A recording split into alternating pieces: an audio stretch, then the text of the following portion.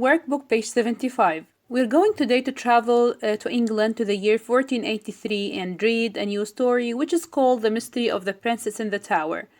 But to understand this story, we need to have some background information.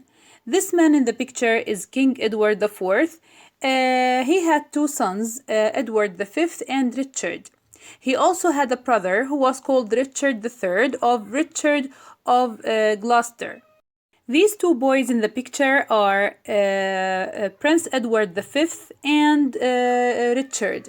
Edward was 12 years old and Richard was 9 years old, who were later on hidden by their uncle Richard III. The one in this picture is called Richard III or Richard of Gloucester.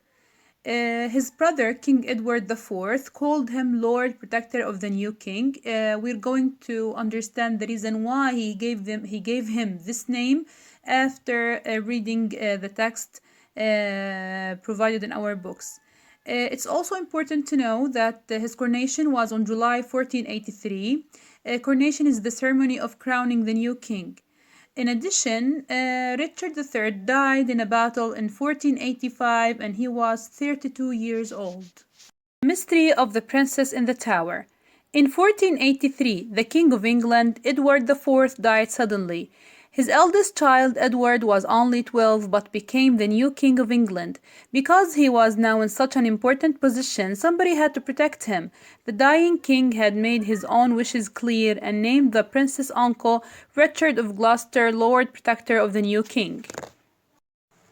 At the time of his father's death, Edward IV's uncle took him from his mother to protect him in the Tower of London. The boy's mother, Elizabeth, took shelter at Westminster with her daughters and her younger son, Richard, aged 9. Richard of Gloucester announced that the princes were illegitimate and so he would be King of England himself.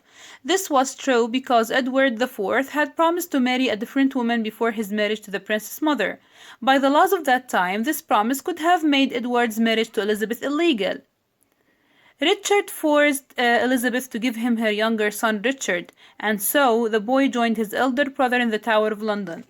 In this paragraph, we can understand the uncle's intention in taking over the throne and getting rid of his nephews.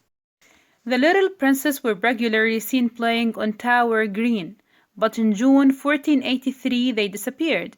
People said that the princes might have been killed. Richard must have heard these stories, and if they were alive, he could easily have proven it. When workmen were rebuilding the Tower of London in 1674, they found two skeletons that were small enough to be the two princes. If such a find is made today, a forensic examination might take place. Perhaps DNA evidence could be used to find out if the skeletons were the unfortunate princes.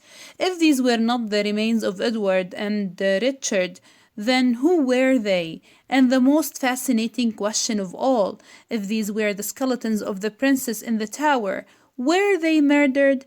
And if so, by whom? It's unclear what happened to the boys after the last recorded sighting of them in the tower. It's generally assumed that they were murdered.